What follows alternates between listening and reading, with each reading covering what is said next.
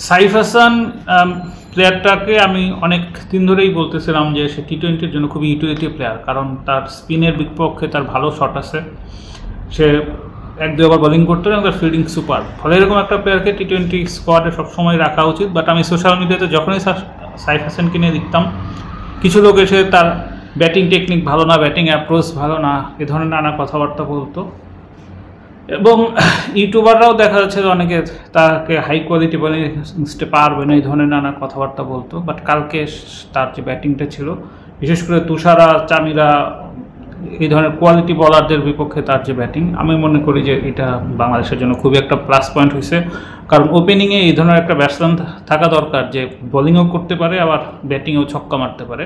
তো সাইফ সম্ভবত বাংলাদেশের এই জায়গাটাতে একটা বড় ক্রাইসিসের সমাধান করে দিয়েছে। কালকে তার যে ব্যাটিংটা, এটা আমি অনেক বছরের মধ্যে টি-20 চেজিংয়ে বাংলাদেশের মানে বেস্ট ব্যাটিংয়ের কথা বলবো।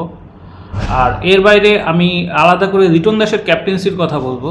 আপনি যদি দেখেন যে এখন প্রত্যেকটা ম্যাচে বাংলাদেশ অপোনেন্ট ধরে ধরে একাদশ সাজায়। গত ম্যাচে রিশাদ এত ভালো বোলিং করছে, কিন্তু রিশাদ কিন্তু আজকে একাদশে ছিল না। কারণ কি?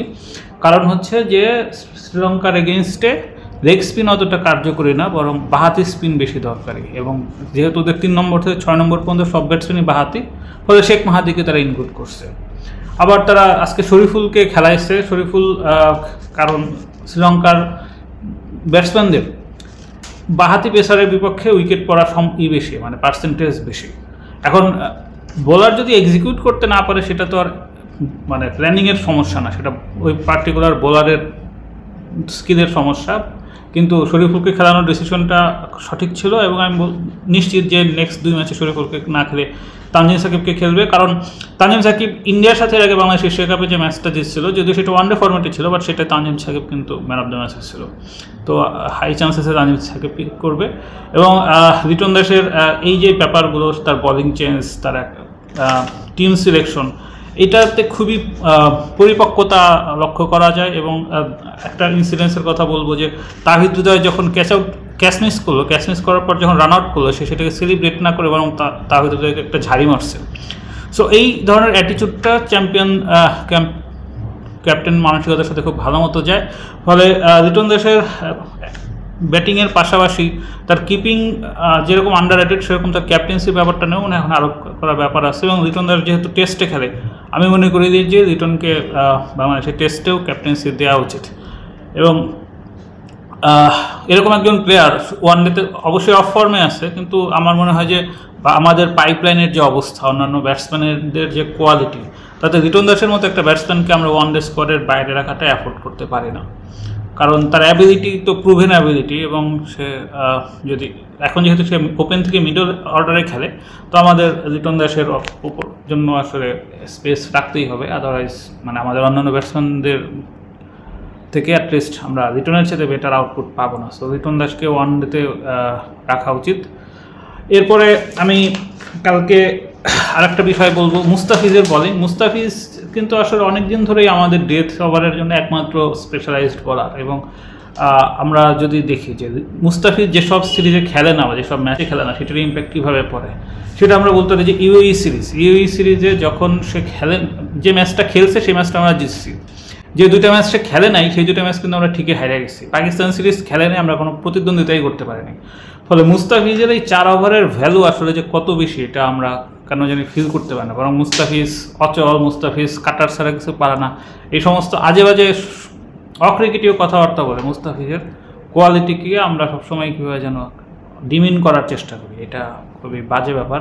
আপনি দেখবেন যে বাংলাদেশ জিতছে, অথচ মুস্তাফিজের পারফরমেন্স সেরকম নাই, এটা খুবই রেয়ার।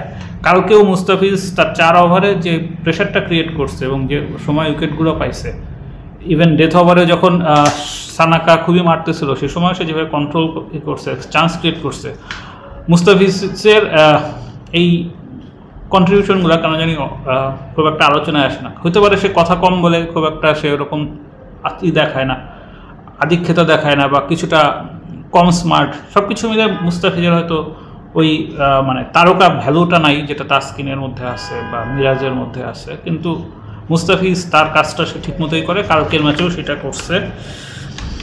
এবং আর একটা যেটা বলতে পারি যে আমাদের এই যেটা কী বলে তাওহিদ হৃদয় অনেকদিন ধরেই খুব অফ ফর্মে ছিল এবং অফসাইডের বাইরে অফসাইডে সে খেলতে পারতেছিল না।